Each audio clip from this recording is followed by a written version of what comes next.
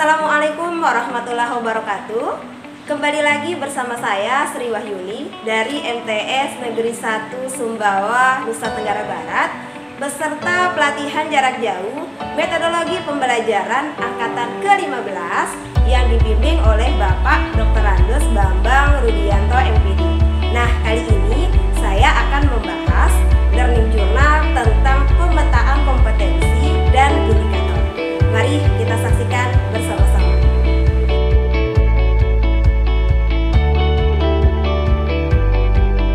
Baik, Bapak Ibu guru hebat semuanya, untuk pemetaan kompetensi dan indikator pencapaian kompetensi atau IPK, di sini saya mengambil mata pelajaran IPA pada jenjang MTS di kelas 7 semester 1 pada topik suhu dan perubahannya.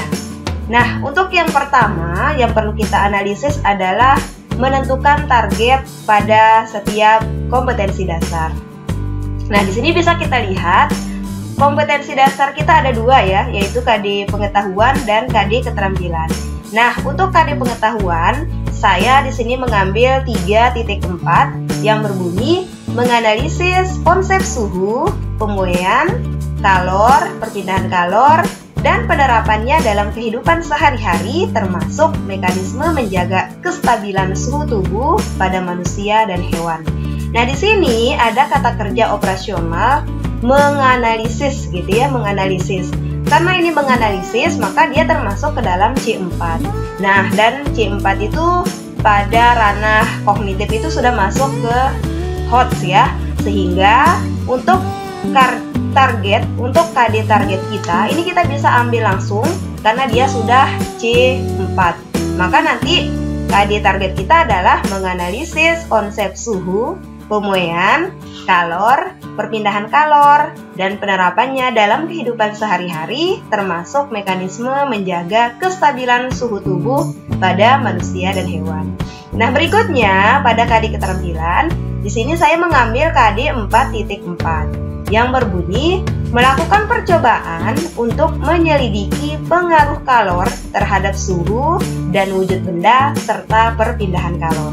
Nah, di sini kata kerja operasionalnya itu adalah melakukan percobaan. Nah, melakukan percobaan ini masuk ke dalam P3, presisi ya. Nah, karena ini P3 sudah hot juga, maka KD ini bisa langsung kita jadikan KD target. Sehingga KD target kita untuk KD keterampilan adalah melakukan percobaan untuk menyelidiki pengaruh kalor terhadap suhu dan wujud benda serta perpindahan kalor. Jadi bisa kita ambil semua.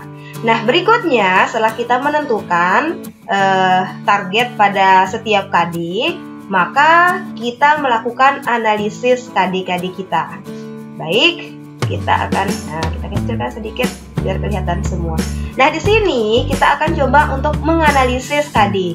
Di sini ada KD pengetahuan yang tadi 3.4 menganalisis konsep suhu, pemuaian, kalor, perpindahan kalor, dan penerapannya dalam kehidupan sehari-hari termasuk mekanisme menjaga kestabilan suhu tubuh pada manusia dan hewan. Nah, di sini kita bisa menguraikan tingkat kompetensi KD kita.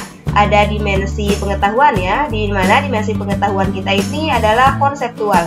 Jadi sesuai dengan bunyi dari KD kita ya, yaitu menganalisis konsep. Di sini sudah jelas ada kata-kata konsep. Maka di dimensi pengetahuan kita ini adalah konseptual, gitu ya, konseptual. Nah, sedangkan proses berpikir kita, karena di sini menggunakan kata kerja operasional menganalisis, gitu ya, maka dia termasuk ke dalam C4. Nah, berikutnya di sini kita akan melihat proses berpikir dari dimensi pengetahuan. Di sini yang pertama nanti ada kata-kata kita mengidentifikasi ya. Di sini ada mengidentifikasi. Nah, mengidentifikasi ini termasuk ke dalam C1. Nah, C1 itu karena masih mengidentifikasi alat ukur, nanti itu masih dalam ranah konseptual ya. Kemudian ada menjelaskan, nanti adalah C2. Ini juga masuk ke konseptual. Kemudian ada menentukan ini masuk ke C3 gitu ya. Tapi masuk ke dimensi pengetahuannya adalah konseptual. Kemudian yang keempat, menyelidiki, itu masuk C3, itu ada juga konseptual. Kemudian yang kelima, menganalisis. Menganalisis ini sudah masuk ke dalam C4 ya, C4. Dan yang terakhir adalah memprediksi, ini masuk ke dalam C5. Mari kita perhatikan yang berikutnya. Di sini ada materi dan submateri. Materi kita adalah suhu dan perubahannya. Sementara submaterinya ada 5. Yang pertama ada pengertian suhu dan termometer. Kemudian skala suhu 1, yaitu membahas tentang membuat skala suhu. Kemudian di submateri ketiga ada skala suhu kedua, yaitu tentang skala suhu dan mengamati pemuaian. Kemudian yang keempat ada pemuaian pada zat padat. Dan yang kelima pemuaian pada zat gas dan cair. Mari kita perhatikan IPK-IPK yang bisa kita urai dari KD ini ya, dari KD 3.4 ini. Baik, yang pertama, di sini kita memiliki 3 IPK, yaitu ada IPK penunjang, ada IPK kunci, dan ada IPK pengayaan. Untuk yang pertama adalah mengidentifikasi alat ukur suhu. Mengidentifikasi itu masuk ke dalam C1. Kemudian yang kedua, kita menjelaskan pengertian suhu. Ini menjelaskan adalah C2. Kemudian yang ketiga, menjelaskan, ini juga sama ya, menjelaskan berbagai jenis termometer. Ini masuk ke dalam C2 juga. Kemudian yang keempat, kita menentukan skala suhu dengan melakukan pengukuran suhu dengan menggunakan termometer. Menentukan berarti ini adalah masuk ke dalam ranah C3. Kemudian yang kelima, kita menentukan skala termometer tak berskala dengan membandingkan dengan termometer berskala. Ini juga termasuk ke dalam C3. Dan yang keenam, menyelidiki pemuaian zat pada zat padat, cair, dan gas. Ini masuk menyelidiki adalah masuk ke dalam C3. Nah, berikutnya ini adalah IPK-IPK penunjang, di mana IPK penunjang ini adalah IPK yang ranahnya itu di bawah ranahnya IPK kunci ya, karena IPK kunci kita ini adalah proses berpikirnya itu adalah menganalisis, maka nanti IPK-nya menganalisis itu adalah C4, maka nanti yang menjadi IPK penunjang kita itu adalah IPK C1, C2, dan C3. Nah, untuk IPK kunci kita bisa mengambil langsung dari KD-nya ya, yaitu menganalisis konsep suhu, pemuaian, kalor, perpindahan kalor, dan penerapannya dalam kehidupan sehari-hari, termasuk mekanisme menjaga kestabilan suhu tubuh pada manusia dan hewan.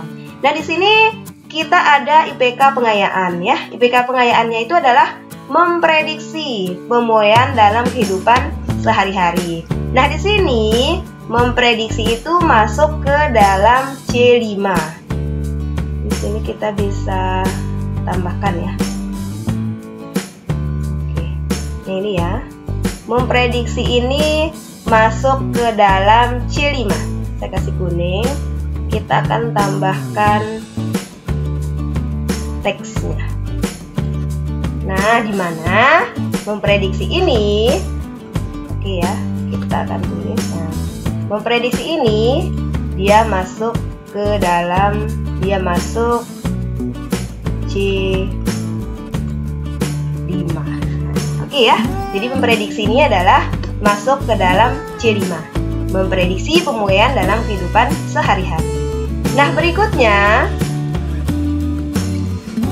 kita akan menganalisis pada KD yang kedua, yaitu KD keterampilan. Nah, di sini pada KD keterampilan kita melakukan percobaan untuk menyelidiki pengaruh kalor terhadap suhu dan wujud benda serta perpindahan kalor. Adapun tingkat kompetensi KD kita, karena ini kata kerja operasionalnya itu adalah melakukan percobaan, maka nanti dia termasuk ke dalam P3, presisi. Kemudian langkah proses keterampilannya juga presisi ya, P3 melakukan percobaan. Nah, di sini kita akan uraikan menjadi 2 IPK ya, IPK penunjang dan IPK kunci. Nah, IPK penunjangnya adalah mendemonstrasikan cara menggunakan termometer. Di sini mendemonstrasikan itu masuk ke dalam P2. Kemudian IPK kunci kita adalah melakukan percobaan untuk menyelidiki pengaruh kalor terhadap suhu dan wujud benda serta perpindahan kalor. Nah, di sini melakukan percobaan itu adalah termasuk ke P3 atau presisi. Nah, berikutnya setelah kita melakukan analisis terhadap IPK, maka berikutnya adalah kita melakukan perumusan kegiatan pembelajaran berdasarkan model pembelajaran, atau kita membuat tujuan pembelajaran kita. Nah, di sini kita bisa membuat tujuan pembelajaran kita adalah melalui model inquiry learning, pendekatan saintifik, pendekatan TIPEC, model sinkronus atau tatap maya ya atau online, dan asinkronus atau secara mandiri atau offline, serta teknik Mentimeter. Maka peserta didik mampu menganalisis konsep suhu, pemuaian, kalor, perpindahan kalor, dan penerapannya dalam kehidupan sehari-hari, serta melakukan percobaan untuk menyelidiki pengaruh kalor terhadap suhu dan wujud benda dengan mengedepankan rasa ingin tahu, tanggung jawab, disiplin, teliti, jujur, dan dapat bekerja sama dengan baik, serta penuh rasa syukur. Nah, inilah tujuan pembelajaran kita. Demikianlah pembahasan kita tentang pemetaan kompetensi dan indikator pencapaian kompetensi sampai kita mendapatkan tujuan pembelajaran. Demikian, mudah-mudahan bermanfaat. Assalamualaikum warahmatullahi wabarakatuh.